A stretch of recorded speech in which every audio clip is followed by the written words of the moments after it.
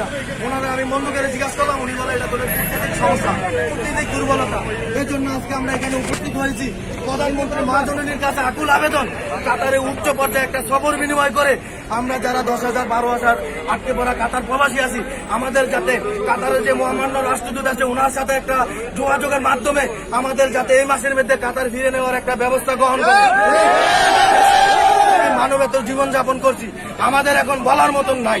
আমরা যে যার অবস্থানতে জানেন, আপনারা মিডিয়ার যারা আছেন জানেন আমরা প্রবাসীরা কতটা কষ্টে আছি। আমরা এই নিয়ে 5 বার এখানে উপস্থিত হয়েছি।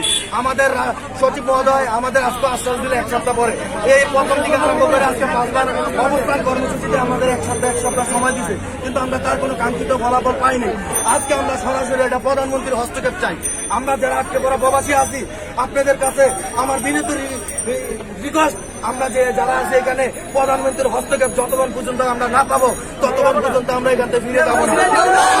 আমাদের যে আমাদের মন্ত্রী মহোদয় আছে, আমাদের পররাষ্ট্রমন্ত্রী আছে, বৈদেশিক মন্ত্রণালয় আছে, ওনাদের